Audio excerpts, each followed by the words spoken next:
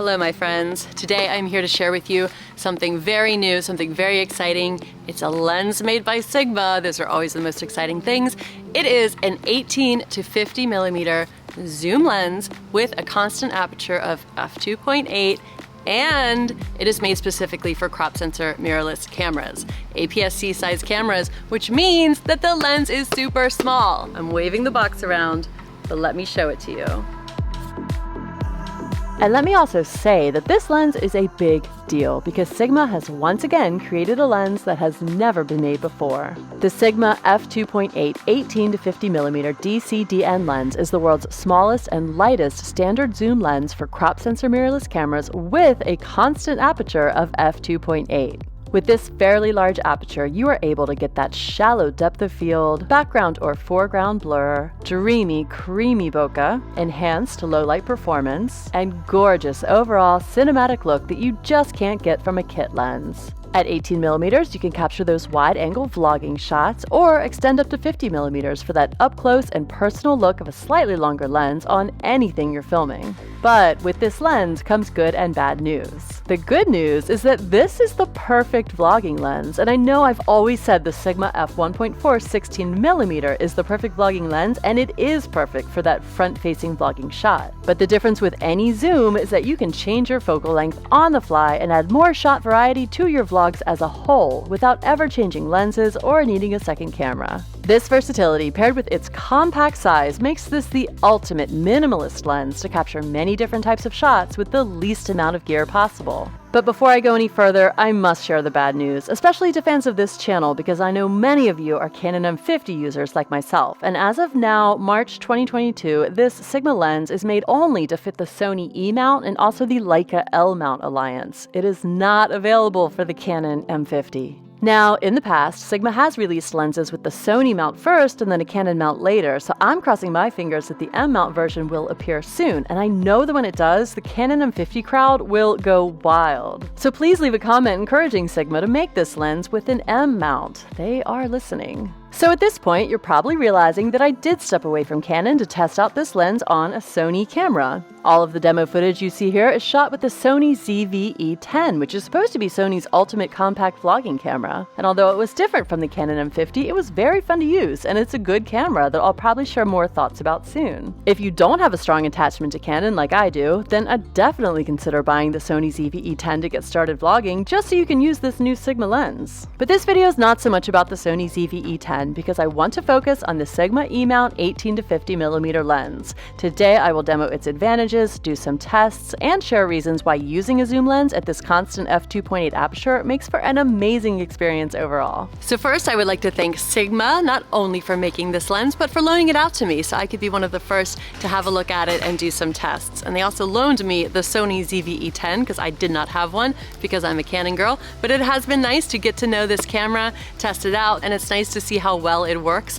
With this lens, they really are an excellent pair. So you guys know this is an 18 to 50 millimeter lens with an f2.8 aperture, which is the largest aperture. Smaller number equals larger aperture, and you want a large aperture in general on the lens. It's like an asset of a lens. So I really want you to understand the difference between a constant 2.8 and some other lenses that aren't necessarily constant. They'll just kind of say, they'll give you a range of aperture. So I'm gonna use the Canon, my Canon, it's an EF-S mount lens, 18 to 135, 3.5 to 5.6 is the range of the largest aperture.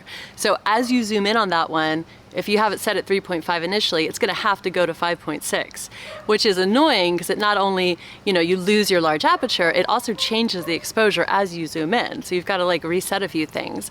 So first I'm gonna zoom in on this one, and you can see how it stays nice and steady at that 2.8 because that's where I want it. And then I'm gonna zoom in on the Canon 18 to 135. And there's a lot of older lenses as well that are made with this range of apertures. So you've really got to look for the constant aperture on the newer lenses like this Sigma 18 to 50. Now I'm sure you guys know that zooming in a lens is convenient because you can frame up a subject differently, get closer to them when they're further away. But did you know that as you change focal lengths, it's actually going to change the look of the shot? If you go back and watch my Sigma Prime Lens Trio video, it's going to really explain that and give you like this entire compilation of different shots at different focal lengths. But let me show you right now, even just for a talking head shot. Right now, I'm very close to the camera, like that far away, a few feet away. But if I zoom in and back up, framed about the same way, and I'm bringing my light with me because I'm losing light here, that's gonna be the difference. And let me zoom in all the way, but back up to where, you see how the background looks bigger? And if the camera were moving, you would see a really cool parallax effect, which makes the background fly by like faster than the foreground, and it just looks so freaking cool. So in a nutshell, shooting things at a longer focal length look cooler for the most part. They can also be more flattering on the face, and there's just lots of reasons to shoot things at a longer focal length, completely outside of just wanting to get tighter on your subject. Okay, something else I'd like to test out right away is the minimum focal distance, which is 4.8 inches or 12.1 centimeters. This is important for vlogging because if you want to flip the camera around and get up close on something, the ability to focus on it when you're close up is very convenient. But 4.8 is really close, so let's see how this works. How well it works. So when are we losing focus? My gosh. I'm not one of those people that does precise ruler things, but that is like, I mean, we're 2 inches away from the camera at this point. Pretty cool. Good job, Sigma.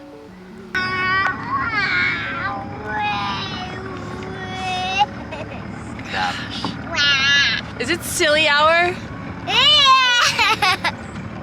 Silly hour for Ella. This is gonna be funny.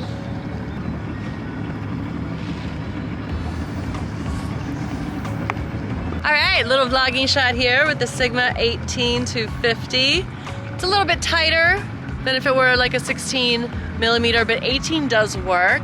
And I think it makes it worth it because you also have that killer zoom when you need it. That was not a situation where I needed it. But it was fun to do. So the traditional use of a zoom in photography or videography is to, you know, change your focal length, obviously. Zooming while you're filming is not really a professional thing to do, but that's what I love about vlogging. It doesn't have to be professional. And I actually have always loved using the zoom on a lens while I'm filming. It kind of gives you that, like, the only thing I can equate it to is The Office. So when they'd like zoom in on Michael as he's saying something stupid. No one asked you anything ever, so. I kind of just like picked up that and used it in a lot of my vlogs. So I'm excited to like vlog with a zoom lens again because then I can do this. Hey Brian. Hey Alicia. What are you doing? I don't know. How do I show them an example of like The Office? You know how they zoom in on him? Oh. It's funny. I'll look the other way and then look at you. Yeah, okay. Like something like that. I don't know. I don't really know how to be funny in vlogs, but I think it would be useful to somebody. A zoom is also invaluable when you have a child because children are always running at you and then away from you and then at you and then away from you. And they can't be controlled. So if you can control the focal length to match their movements, that can be good. I want to go fast now. And of course, the greatest asset of this lens, besides the zoom, is that large aperture. So as we lose our light here, it's coming in very handy. And I've got it at 2.8, and I still have some light. A little bit. I mean, I don't have a lot of light, but I can see myself, so that's good.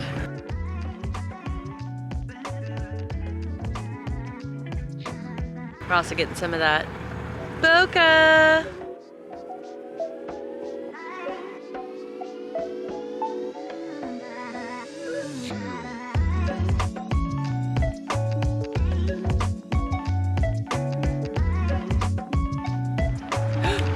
Whoa!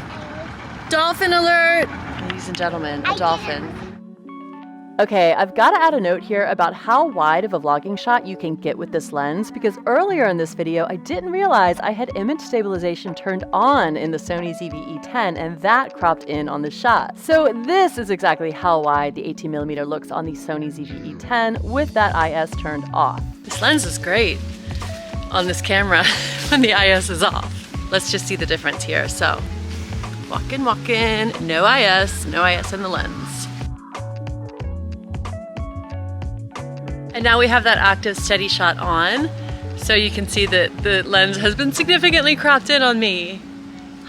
It's just too bad it has to tighten the image so much that it almost makes it uncomfortable for vlogging.